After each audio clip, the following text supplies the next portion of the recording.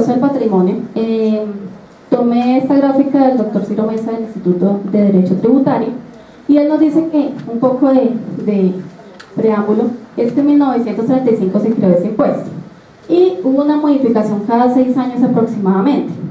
Viene en el 89 nos dice definitivamente se va a eliminar porque casi siempre que la persona que tiene bastante riqueza o patrimonio no significa que sea una persona contribuyente de renta, es decir, su liquidez no puede ser similar al patrimonio que tenga, decían en ese momento. Viene el gobierno de Uribe, bueno, sin meterme en política, en el 2002 viene y crea el impuesto al patrimonio y empieza una larga historia de impuesto transitorio, de impuesto que es nuevo, de impuesto que es extraordinario, pero que realmente vamos de 2 en 2.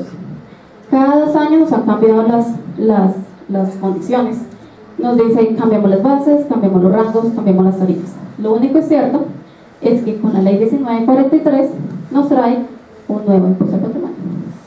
Entonces acá queda, no sé qué tan nuevo sea el impuesto. Con la ley 1943, ¿qué nos dice? Dado por la premisa de que la ley de financiamiento lo que busca es gravar a las personas que ganen más, nos dice que ese impuesto va a ser principalmente, y digo principal porque no solo son las personas naturales, van a ser también las sociedades nacionales y sociedades extranjeras. Entonces nos dice, uno de los sujetos pasivos va a ser las personas naturales, contribuyentes de renta. También naturales no residentes respecto al patrimonio que poseen directamente en el país. Aquellas sucesiones ilíquidas de causantes no residentes al momento de su muerte y aquellos, no residentes con respetando los impuestos al patrimonio que existan en tratados internacionales. Adicional, nos dice aquellas sociedades o entidades extranjeras no declarantes de renta pero que posean bienes diferentes a. Entonces acá la pregunta es, no, usted tiene tal cosa, sino preguntémonos, aquellas sociedades extranjeras que tengan bienes en Colombia diferentes a cuentas por cobrar, acciones e inversiones. Entonces, ¿qué es diferente a? La norma nos trae un ejemplo: yates, botes, lanchas, obras de arte, aeronaves, todo aquello que considero que sea como no vinculado tanto con la actividad económica de la compañía o de la sociedad extranjera o de la persona natural, sino aquellas acciones, cuentas por cobrar, inversiones son aquellos bienes que a pesar de que los posean no se convierten en sujetos pasivos del impuesto al patrimonio. Acá una claridad que nos trae es que se debe cumplir de debida forma con aquel régimen cambiario. Entonces nos dice, no serán sujetos pasivos aquellas sociedades que tengan acciones, cuentas por cobrar, inversiones, pero que tengan en debida forma las obligaciones del régimen cambiario.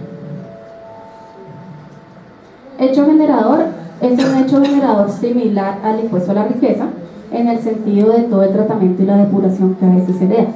Lo que nos hace un gran cambio es el monto, que ya no estamos hablando de 1.000 millones como hablábamos en el impuesto a la riqueza, sino vamos a hablar de 5.000 millones, que va a ser la única fecha. Entonces, personas naturales, sociedades extranjeras, personas naturales no residentes que posean un patrimonio el 1 de enero del 2019 por un valor igual o superior a 5.000 millones serán sujetos pasivos del impuesto al patrimonio. Pero ¿qué pasa si mi patrimonio después se aumenta? En el 2020 me enriquecí y tengo 8.000 millones, no van a ser sujetos pasivos porque la foto nos la tomaron el 1 de enero del 2019. De igual forma, ¿qué sucede cuando mi patrimonio se disminuye? Pero ya me tomaron la foto. Es decir, esta persona tenía 6.000 millones, pero en 2021 entró en quiebra. Lastimosamente, la DIAN espera los 48 millones mínimo del impuesto. La base gravable, ¿cuál va a ser? El patrimonio líquido. ¿Qué es patrimonio líquido? Que el patrimonio bruto menos deudas vigentes. ¿A qué? Al 1 de enero del 2019, 1 de enero del 2020 y 2021. ¿Qué base gravable vamos a excluir? Las personas naturales vamos a tener la posibilidad de detraer de este impuesto al patrimonio las primeras 13.500 VTs de la casa o apartamento o habitación, es decir, 462 millones. Y yo no sé si hay contribuyentes que tienen la confusión de dónde vivían o cuántas familias tenían. Lo único que sé es que la norma trajo la definición de qué es una casa habitación, y la casa habitación es donde viva el contribuyente. Entonces, si tiene 5 inmuebles, es diferente a tener una vivienda, porque la vivienda es donde la persona reside.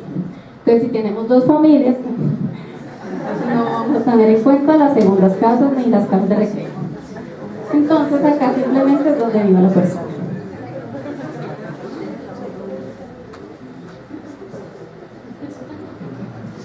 Bueno, adicional, tenemos la posibilidad de traer el 50% del valor patrimonial de los bienes que normalicemos y que repatriemos al país de forma independiente. Entonces ese tiene un beneficio que ya lo vamos a ver, una base gravable especial. Y veníamos acostumbrados en el impuesto a la riqueza de traer las acciones, el valor patrimonial de las acciones. Este año el patrimonio nos dice no. ¿Y por qué no? Porque no son sujetos pasivos de las sociedades nacionales. Por ende, aquellos aportes a sociedades nacionales no van a ser un valor a excluir o a detraer de este impuesto al patrimonio. ¿Cuál será la base gravable para aquellos no residentes y no domiciliados en el país? Va a ser el patrimonio que se ha atribuido a ese establecimiento permanente o a esa sucursal, según el estudio que nos hablaba ayer Olga, de atribución del patrimonio. ¿Y cuál será la base gravable para el 2020 y 2021? Entonces, como les venía diciendo, la foto ya no la tomaron el 1 de enero del 2019. Pero entonces, ¿qué sucede? Lo miramos acá en un ejemplo. ¿Qué sucede? En el 2019, esta persona tenía 10.000 millones de pesos. Trae la casa de habitación y normalizó 1.500 millones de pesos. Es decir, que la red nos daría una base gravable de 8.000 millones. ¿Cuál será la base gravable del 2019? 8.037 millones. Llega el 2020, esta persona le fue muy bien y logró obtener 5.000 millones más de patrimonio. Es decir, tiene 15.000 millones de patrimonio.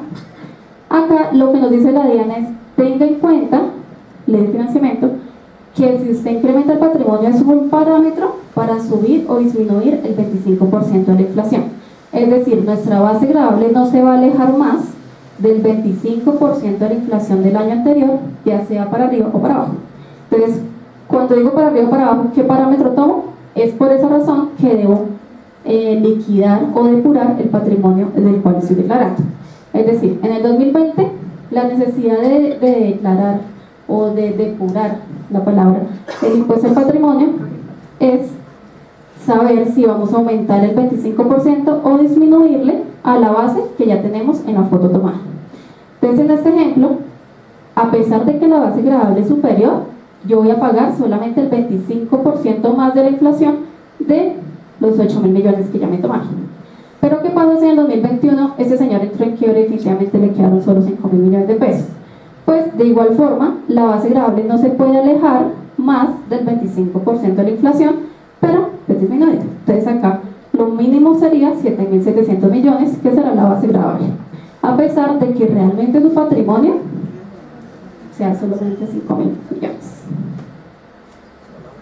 Con relación a la tarifa, va a ser el 1% de cada año del total de la base gravable. ¿Y por qué el total de la base gravable? Acá uno de los cambios es que el año pasado sí nos decían, si tiene entre 1.000 y 2.000, entre 2.000 y 3.000, si tiene aplique. Acá es el 1% de la base gravable, que se causa a 1 de enero del 2019, 1 de enero del 2020 y 2021. También nos aclara que no es deducible en renta y tampoco se puede compensar con otro tipo de impuestos. Entonces, este es el impuesto al patrimonio, un impuesto nuevo, que ya venimos cada 2 años desde el 2002 postergando, y sujetos pasivos, 5.000 millones de pesos, porque la ley de financiamiento, el que gane más, tributará más en esta reforma, en esta ley. Y ya para terminar, tenemos el impuesto de normalización tributaria. El impuesto de normalización tributaria nos dice un poco de antecedentes. La ley 1739 planteó como una herramienta contra la evasión y se lograron recaudar 2.3 billones con 14.400 contribuyentes. Acá viene un tema de discusión de qué tanto eso está en desigualdad con los cumplidos contribuyentes. Entonces nos dice, esto es un impuesto transitorio temporal, es un estímulo al incumplimiento. Entonces acá traigo un poco un extracto de una sentencia de la Corte Constitucional y nos decía que las amnistías tributarias transformadas en una práctica constante erosionan la justicia y la equidad tributaria. Si se produce en un largo plazo un efecto desalentador en relación con los contribuyentes que cumplen la ley y respecto de los que escamotean el pago de sus obligaciones, un efecto de irresistible estímulo para seguir haciendo. Entonces acá simplemente queda como lo dejo abierto. Es o no deja la misma tarifa del 13% del 2017 para aquellos que sí corrieron y lo cumplieron, o va a ser un impuesto con el patrimonio que casi siempre en cada ley, con cada reforma, va a salir de una forma nueva. Entonces, lo único cierto que sí hay es que tenemos un impuesto a la normalización, que es un impuesto complementario de renta, y del impuesto al patrimonio. Va a estar vigente solamente en el año 2019, va a ser una declaración independiente, y acá la aclaración viene es porque el año anterior, o con la ley en reforma anterior, venía unificada con el impuesto a la riqueza, del mismo formulario. Este año va a ser una declaración independiente. También nos dicen no se permite correcciones y una extemporaneidad. Con la reforma anterior, pues las personas podían, bueno, si recordé la memoria, ahora sí me acordé que tengo algo que normalizar, pues pago la sanción de los intereses, y lo podía hacer. Con el impuesto a la normalización nos dicen, no señores, si usted recordó la memoria el 27 de septiembre, pues lo siento porque ya no se la podemos recibir. Era un beneficio hasta el 25 de septiembre, entonces por favor recordemos, hagamos fuerza de que se logre incluir o normalizar todo esto antes del 25 de septiembre. Pues no implica la legalización, eso sobra decirlo, de los activos de origen ilícito, y es una única fecha que fue incluido en la ley de financiamiento. Entonces, si ustedes van a buscar el decreto de vencimientos, pues no van a encontrar esta fecha. Esta fecha quedó establecida mediante la ley de financiamiento, la cual será el 25 de septiembre de este año. ¿Quiénes serán los sujetos pasivos? Pues aquellos contribuyentes que tengan activos omitidos o pasivos inexistentes a 1 de enero de este año. Va a ser una única tarifa del 13%, que es la misma que estuvo vigente el año anterior, y el hecho generado, pues de igual forma, la posesión de algún activo omitido o de algún pasivo inexistente. ¿Qué es un activo omitido? Pues la ley de financiamiento no lo define, y es sencillamente aquello que no incluye en la declaración de renta. ¿Y qué es un pasivo inexistente? Es aquello que incluí, un pasivo que incluí, pero con el fin de disminuir nuestra carga tributaria. Entonces nos trae esas dos definiciones. Nuestra base gravable, cuando normalicemos los activos, pues vamos a tener que normalizarlos al costo fiscal histórico, es decir, a nuestro precio de adquisición, pero pues a decisión del contribuyente lo puede hacer con un avalúo comercial, siempre y cuando este no sea claramente inferior al costo fiscal histórico. Con relación a los pasivos, nuestra base gravable será el valor fiscal conforme a las normas generales, y va a ser o el valor reportado en la última declaración de renta.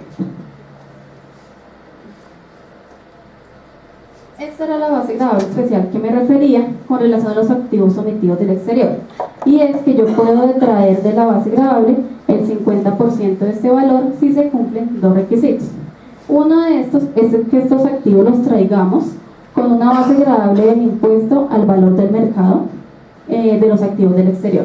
Y segunda condición es que dentro del año siguiente sean repatriados a Colombia con vocación de permanencia, es decir, que tengan que durar como mínimo en el país 2 años. Trae unas presunciones que cuando tengamos figuras de derechos de fundación de interés privado del exterior, cuando tengamos algún tipo de negocio de figura fiduciario del exterior, es decir, aquellos vehículos que tengamos inversiones del exterior y que queramos traerlo, vamos a asimilarlos a un derecho fiduciario según el principio de transparencia, es decir, como si no tuviéramos algún tipo de vehículo, sino que sea directamente poseído. El valor patrimonial, igual forma, será el costo fiscal histórico o el avalúo comercial que establezca el contribuyente. Y pues la ley de financiamiento lo que nos dice es las estructuras creadas para transferir a cualquier título los activos omitidos por debajo del costo fiscal histórico, pues la ley de financiamiento nos dice, no señores, tiene que ser como mínimo el precio de adquisición.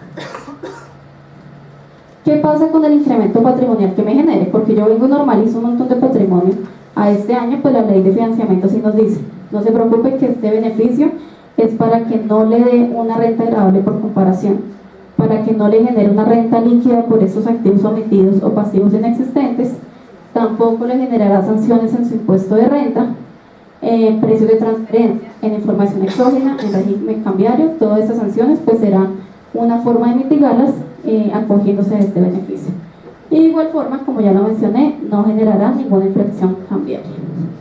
Entonces, con esto, ¿es el impuesto a la normalización? ¿Qué tanto declarar un impuesto de estos pone al contribuyente en el radar de la DIAN? Yo diría que mucho. El pago de ese impuesto de normalización es como el perdón a nivel tributario. Entonces, pues en efecto quedará a la luz de la DIAN para futuras impuestos al patrimonio, pero pues se supone que la contingencia que se tenía se supera ya con eso. En todo caso, aquí vale la pena recordar que una de las iniciativas de esta ley de financiamiento tienen que ver con que uno de los propósitos es fortalecer a la DIAN. Entonces ya conocimos en días pasados cómo se aprobó la propuesta de vincular 17.700 funcionarios a la DIAN a lo largo de estos próximos 4 años.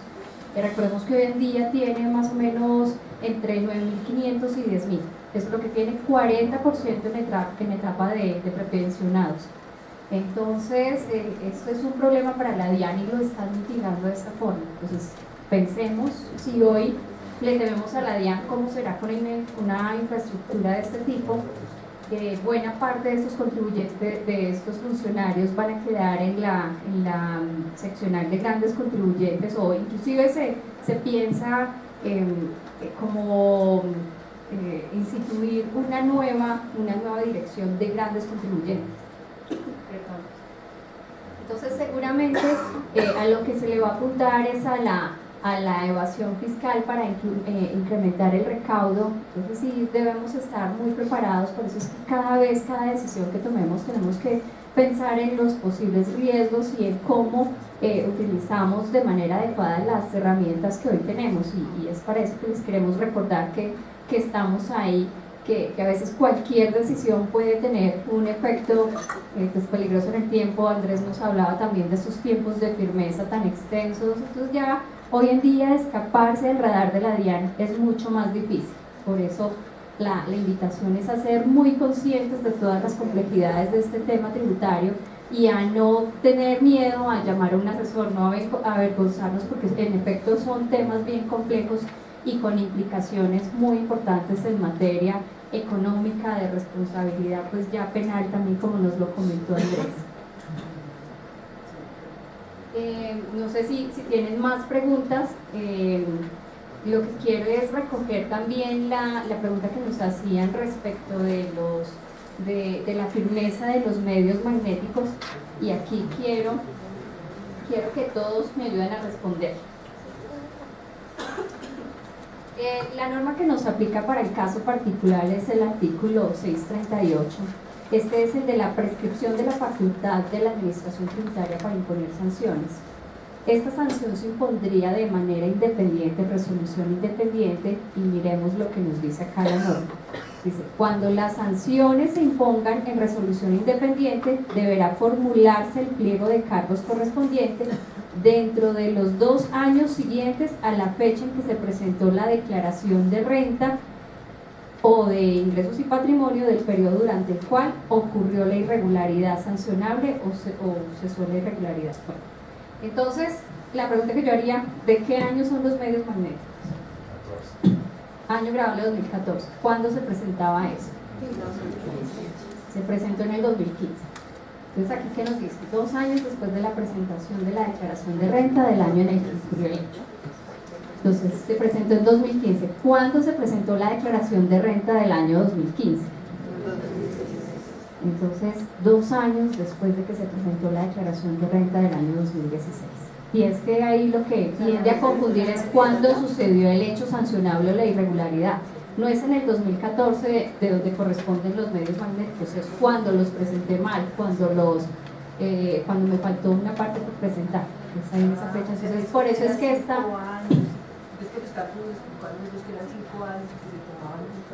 Es este plazo, por eso es que nos parece un poco largo, no es 2 años, no es tan fácil como verlo 2 años, la norma habla de 2 años, pero miremos cómo se cuentan esos 2 años. Pues otra vez. Fueron del 2014 los medios. ¿Cuándo me equivoqué? En el 2015 que los presenté. ¿Cuándo se presenta la declaración del 2015? En el 2016, entonces después, 2 años después de presentar la declaración del 2016-2018. Eran unos meses del 2014. ¿Cuándo prescribe esta facultad de la DIAN para poner sanción? 2018. Quería adicionalmente comentar con relación a este tema que nos estaba planteando Sandra del impuesto al patrimonio. Este es un breve comentario que tiene que ver con que ella nos decía no estarán dentro de los obligados aquellas sociedades extranjeras que posean en el país activos como acciones, cuentas por cobrar o inversiones de portafolio. Y también nos explicó cómo en la determinación de la base gravable ya no se pueden restar esas acciones y pues que pues está sustentado en que precisamente los que tengan acciones ya no están en principio obligadas. Pero les pregunto, hay una persona que tiene un bien inmueble en el país, 10.000 millones de pesos, y tiene también acciones por 1.000 millones. Cuando va a calcular su impuesto al patrimonio, la base gravable, entonces es todo su patrimonio, ya no puede restar las acciones. Entonces hay una situación de desventaja para aquellos que sí tienen este tipo de inversiones y que adicionalmente tienen otro inmueble que no está excluido para la determinación de los sujetos.